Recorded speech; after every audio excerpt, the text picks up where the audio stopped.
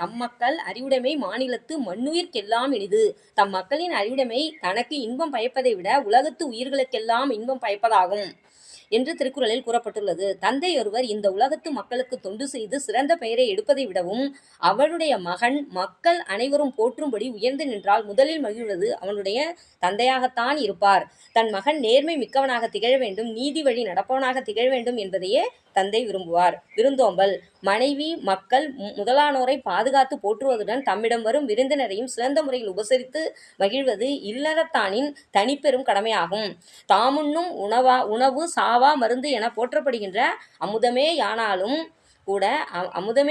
கூட அதை தாமே உண்ண வேண்டும் என்று எண்ணம் கொள்ளாமல் பிறருக்கு பகிர்ந்து அளித்து உண்ணும் சிறந்த பழக்கமே நமது உயர்ந்த பண்பாடாகும். அகனமர்ந்து செய்யால் உரையும் என்பதால் முகமலர்ச்சியுடன் வரவேற்று உபசரிப்பவனுடைய இல்லத்தில் நாளுக்கு நாள் செல்வம் பெருகும் என்று திருக்குறளில் கூறப்பட்டுள்ளது. வரிவிருந்து வைகளும் ஓம்புவான் வாழ்க்கை பருவந்து பாழ்படுதல் என்று தம்மிடம் வருகின்ற விருந்தினரை நாள்தோறும் வரவிற்று உபசரிப்பவனது இல்லற வாழ்வானது வறுமையால் துன்பமடைந்து பாழாகாது என்று திருக்குறள் உணர்த்துகின்றது. அன்புடைமை அன்பிற்கு அடைத்து வைக்கும் தாழ் கிடையாது என்பது உண்மை. அன்பானது பேச்சிலும் இருக்க வேண்டும், செயலிலும் இருக்க வேண்டும். அன்புடையார் என்பும் உரியர் பிறருக்கு என்பதன் மூலமாக அன்புடையவர்கள் தம் பொருளை மட்டுமின்றி தம் உடம்பின் அங்கமாகிய எலும்பினையும் கொடுக்க முன்வருவர் என்று அன்புடையாரின் தன்மையினை திருக்குறள் உணர்த்துகின்றது. வாழ்க்கையை நல்ல முறையில் இனிமையாக அமைத்துக் கொள்ளவும் நல்லதொரு வாழ்க்கை அமையவும் அன்பு அடிப்படை காரணியாக அமைகின்றது. புற உறுப்புகளைப் போல அன்பை அகத்துறுப்பு என்று வள்ளுவர் பெருமான் குறிப்பிடுகின்றார். அன்பின் வழியது உயிர்நிலை அகுதில்லார்க்கு என்புதோல் போர்த்த உடம்பு.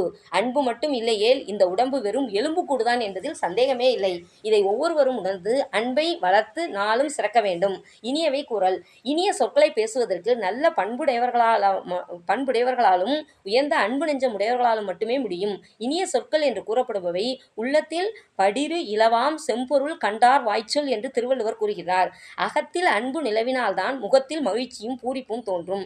யாருக்கு எப்பொருளை கொடுத்தாலும் மனமகிழ்ச்சியுடன் கொடுக்க வேண்டும். அப்பொழுதுதான் அப்பொருளை பெறுவோர் அந்த பொருள் மூலம் எதிர்பார்த்த பயனை அடைவார்கள். நட்பு பகை அயலார் என்று யாராக இருந்தாலும் அவர்களிடம் இனிய சொற்களையே பேச வேண்டும். இன்சொல் பேசி மகிழ்பவர்களுக்கு என்றுமே துன்பம் எந்த வழியிலும் வந்து சேரமாட்டாது. சிறுமையில் நீங்கிய இன்சொல் மறுமையும் இன்மையும் இன்பம் தரும். எந்த நிலையிலும் உள்ளத்தாலும் பிறருக்கும் தீங்கு நினைக்காத அளவில் பேசப்படும் இன்சொல்லானது ஒருவனுக்கு மறுமையிலும் இப்பிறவியிலும் இன்பத்தை அளிக்கும் என்று திருக்குறள் கூறுகின்றது. நடுவு நிலைமை எந்த நிலையிலும் நீதி நெறி தவறாமல் நடக்க வேண்டும். நடுவு நிலைமை தவறாது வாழ்பவன் நீதி நேர்மை போன்ற சிறந்த பண்புகளை இருப்பிடம் ஆவான். அனைவராலும் போற்றப்படுவான். மேலும் அவனுடைய செல்வமும் என்றும் குன்றாது பெருகி நிற்கும். ஒருவனிடம் தகுதி நிலைத்து நிற்க வேண்டுமானால் அவன் நீதி வழி நிற்க வேண்டும். சமன் செய்து சீர்தூக்கும் கோல் போல் அமைந்தொருபால் கோடாமை சான்றோர் கனி. செய்நன்றி அறிதல் மனிதத்தன்மை என்பது அவரவர் செய்த உதவியை மறவாது போற்றுதலே ஆகும். எந்த உதவியும் செய்யாமல் இருக்க அவர் தாமே முன்வந்து செய்யும் உதவிக்கு வானுலகத்தையும் விண்ணுலகத்தையும் ஈடாக கொடுத்தாலும் கூட செய்யாமல் செய்த உதவிக்கு ஈடாகாது என்று வள்ளுவர் பெருமான் கூறியுள்ளார். நாம் செய்யும் உதவி சிறிய உதவியாக ஒருவேளை இருந்தாலும், அதாவது உதவி செய்தோரால் கருதப்பட்டாலும், உதவியை பெற்று உயிர் பிழைத்தோர் என்றுமே மறக்க முடியாத அளவில் செய்யப்பட்ட பேருதவியாகும் என்பதில் ஐயமில்லை.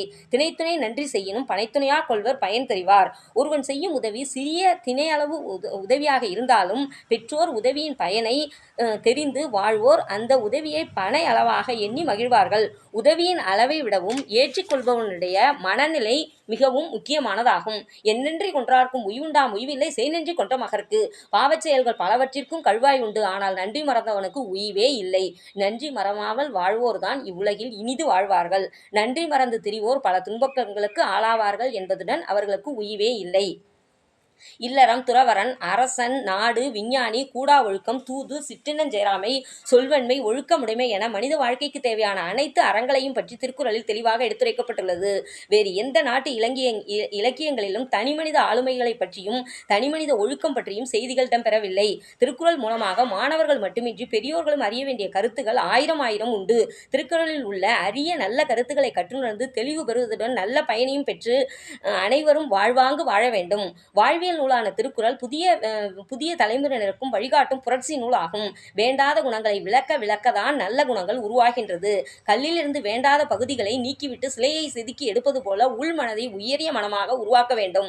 ஆகவே திருக்குறளை கற்று பின் தூய மனமாற்றம் பெற வேண்டும். ஒரு மனிதன் தன்னை போன்று பிற மனிதரிடம் எப்படி நடந்து கொள்ள வேண்டும் என்பதை